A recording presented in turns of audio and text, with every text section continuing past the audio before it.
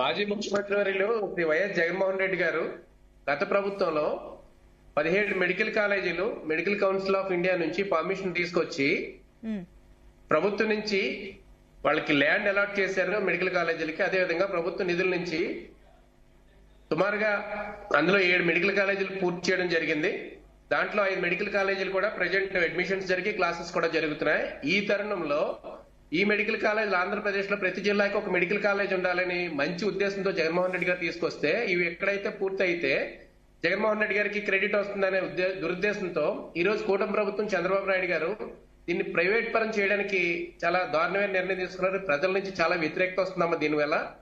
ఎందుకంటే ఒక private college కి గవర్నమెంట్ కాలేజ్ కి డిఫరెంట్ చూసుకుంటే మనకు చాలా అర్థమవుతుంది. ఒక పేదవాడికి మంచి వైద్యాన్ని అందించాలంటే గవర్నమెంట్ కాలేజ్ మెడికల్ కాలేజ్ ఉండాలని, అదేవిధంగా ఒక ప్రతి పేదవాడు వైద్య విద్యను అభ్యసించాలంటే గవర్నమెంట్ కాలేజెస్ ఉంటాయి. గవర్నమెంట్ కాలేజెస్ ద్వారా పేదవాడికి చదువుకునే వెసులుబాటు ఉంటుందని ఒక మంచి ఉద్దేశంతో గవర్నమెంట్ పాలసీని తీసుకొస్తే జగన్మోహన్ రెడ్డి గారు ఈ రోజు పీపీపీ విధానంలో చంద్రబాబు నాయుడు గారు చేసేది కూడా చాలా దారుణం. ఎందుకంటే గత చంద్రబాబు నాయుడు గారు 14 సంవత్సరాలు నేను ముఖ్యమంత్రి చేశాను, 30 years ఇండస్ట్రీ అని చెప్పుకుని చంద్రబాబు నాయుడు గారు ఎప్పుడైనా ఆంధ్రప్రదేశ్ లో ఒక మెడికల్ కాలేజ్ ప్రతి జిల్లాకి మెడికల్ కాలేజ్ ఉండాలన్న ఒక ఆలోచన ఎప్పుడైనా వచ్చింది ఆయనకి?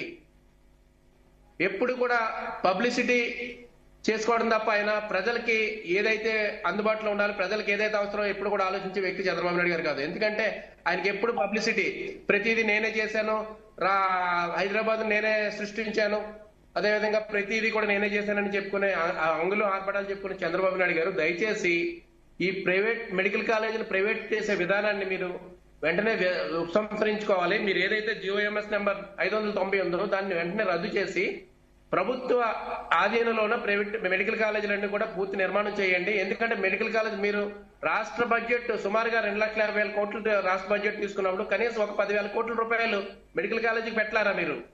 ఇదంతా మనం ప్రభుత్వం దేనికి?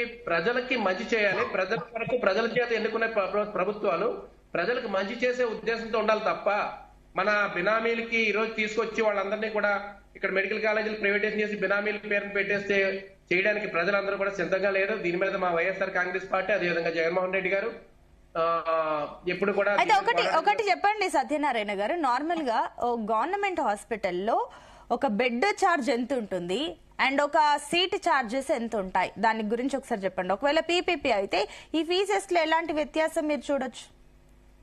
లేదమ్మా, పీపీపీ విధానం అంటే మీకు అర్థమైపోతుంది. దీంట్లో ప్రైవేట్ వాళ్ళ చేతుల్లోకి పూర్తిగా వెళ్ళిపోతుంది. గవర్నమెంట్ కాలేజెస్ వీళ్ళ మళ్ళీ చెప్పేది చూడండి విడ్డూరంగా, చాలా విడ్డూరంగా ఉంటుంది. ఒక నిమిషం, మీ పాయింట్ కి సబ్మిషన్ ఉందంట. మాలకొండయ్య గారు ఏంటి మీ సబ్మిషన్? సత్యనారాయణ గారికి నమస్కారం. నమస్తే.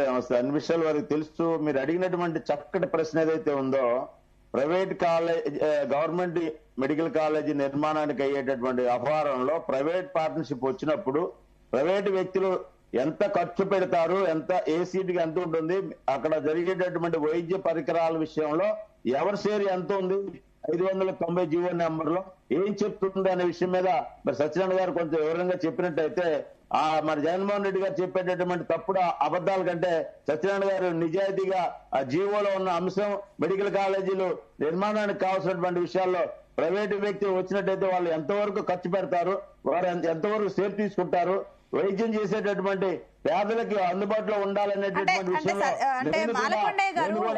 చెప్పిన పాయింట్ కరెక్టే. ఖర్చు పెట్టే చూస్తున్నాం కానీ వాళ్ళు ఖర్చు పెట్టినందుకు వాళ్ళు ఎంత వసూలు చేస్తారో కూడా మనం చూసుకోవాలి. ఒక నిమిషం, మీరు అడిగిన పాయింట్ కి నాకు సత్యనారాయణ గారు ఆన్సర్ చేస్తారు. సత్యనారాయణ గారు.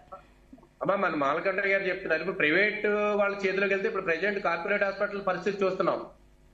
ఫర్ ఎగ్జాంపుల్ కోవిడ్ పరిస్థితుల్లో చూసాం, లక్షలాది రూపాయలు కనీసం 3-4 లక్షల రూపాయలు అడ్వాన్స్ కడితే కానీ జాయిన్ చేసుకునే పరిస్థితుల్లో కోవిడ్ పరిస్థితిలో ఇటువంటి పరిస్థితి చూసా కూడా వాళ్ళ ప్రైవేట్ మెడికల్ ఏవైతే ఉన్నాయో హాస్పిటల్స్ లక్షలాది రూపాయల ఫీజులమ్మా. అదే నేను ఇంచుమించు సుమారు 25 సంవత్సరాల నుంచి రాజకీయ దీంట్లో ఉన్నాను. ప్రైవేట్ కాలేజీలు వేరు, ప్రైవేట్ పార్ట్నర్షిప్, ప్రభుత్వంతో పార్ట్నర్షిప్ వేరు.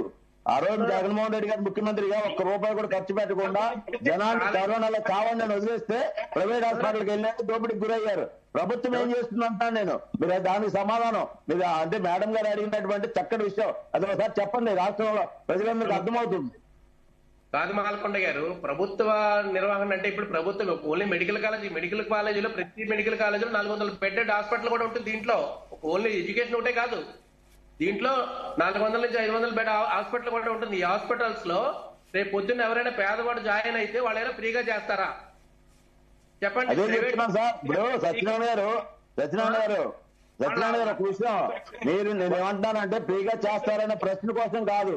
590 జీవో నెంబర్ ఏదైతే ఉందో, ప్రైవేట్ పార్ట్నర్షిప్ ఏదైతే వస్తుందో దాంట్లో ప్రభుత్వం ఏదైనా అండర్స్టాండింగ్ చేసుకుంటుంది. ఎన్ని సీట్లు ఉన్నాయి? కానీ కరెక్టే కదా మాలకొండే గారు. ఒక పాయింట్ ఏంటంటే కూడా చాలా మంది పేద కుటుంబాలు ఇప్పుడు వైద్య సహాయం కావాలన్నా కూడా గవర్నమెంట్ హాస్పిటల్స్ కి ఎంతమంది పేషెంట్స్, అవుట్ పేషెంట్స్ లిస్ట్ ఎంత ఉంది చూసినా, ప్రైవేట్ హాస్పిటల్స్ కి చూసినా కూడా అన్ని ప్రైవేట్ హాస్పిటల్స్ ఒక ఎత్తు అయితే ఒక గవర్నమెంట్ హాస్పిటల్ ఒక ఎత్తు ఉంటుంది. ఎందుకంటే ఇక్కడ 10 హాస్పిటల్ కి వెళ్లే జనాభా ఒక గవర్నమెంట్ హాస్పిటల్ కి వెళ్లే జనాభా ఉంటుంది. ఎందుకంటే అక్కడ ఫ్రీ వైద్యం ఉంటుంది కాబట్టి మాకు అందుతాయని. ఆయన చెప్పిన పాయింట్ లో కరెక్టే ఉంది కదా. ఇప్పుడు ఇక్కడికి వెళ్తే ఫ్రీగా వెళ్లే వాళ్ళందరూ ఇప్పుడు ప్రైవేట్ కి వెళ్లాల్సి వస్తుంది. లేదు సునీత మేడం గారు, ఒక్క విషయం అడ్డొచ్చారని ఏమనుకోవద్దు మా సత్యనారాయణ గారికి. నేను ఏమంటానంటే 590 జీవోలో ఒక మెడికల్ కాలేజీలో ఎన్ని సీట్లు ఉన్నాయో ఆ సీట్లలో ఏదైతే కండిషన్లు ఉన్నాయో పేదవాళ్ళకి, అదే సీట్లు డబ్బులు పెట్టుకునే వాళ్ళకి కండిషన్లు ఉన్నాయి. వైద్యంలో కూడా 50% పేదవాళ్ళకి పూర్తిగా వైద్యం చేయాలనేటటువంటి కండిషన్లు ఉన్నాయి. దానికి సంబంధించినటువంటి మేనేజ్మెంట్ లో ప్రైవేట్ వచ్చే వాళ్ళు పెట్టుబడి పెడితే ఆ పెట్టుబడికి ఎంతో వాళ్ళు తీసుకోవచ్చు అనేటటువంటి కండిషన్లు ఉన్నాయి. 590 జీవో మీద మనం డిస్కస్ చేద్దాం. జగన్మోహన్ రెడ్డి గారు మీరు ఎమ్మెల్యేలు శాసనసభకు రండి, శాసనసభకు వస్తే ఆడు 1 to 1 మాట్లాడుకోవచ్చు, ప్రజలకు నిజాలు తెలుస్తాయి. ఎస్ మాలకొండే గారు, ఒక్క నిమిషం అండి, నేను మళ్ళీ వస్తాను. ఎస్ విశ్వేశ్వర రెడ్డి గారు, సో ఇక్కడ మీ పాయింట్ ఏంటి, మీరేం చెప్తారు? గవర్నమెంటే భరించగల స్థితిలో ఉండి గవర్నమెంటే ప్రైవేట్ మెడికల్ కాలేజెస్ స్టార్ట్ చేసి వాళ్ళే హాస్పిటల్స్ కూడా రన్ చేస్తే చాలా సంతోషం. కానీ గవర్నమెంట్ రన్ చేయలేని పరిస్థితి ఉండి కాలేజీలు మొత్తం పోయే కంటే ఎవడో కూడా రన్ చేసి మన రాష్ట్రానికి 17 కాలేజీలు రావడం అనేది మనకి కావాలి. అంటే కూటమి ప్రభుత్వం తీసుకున్న ఈ నిర్ణయాన్ని కాంగ్రెస్ స్వాగతిస్తుందా?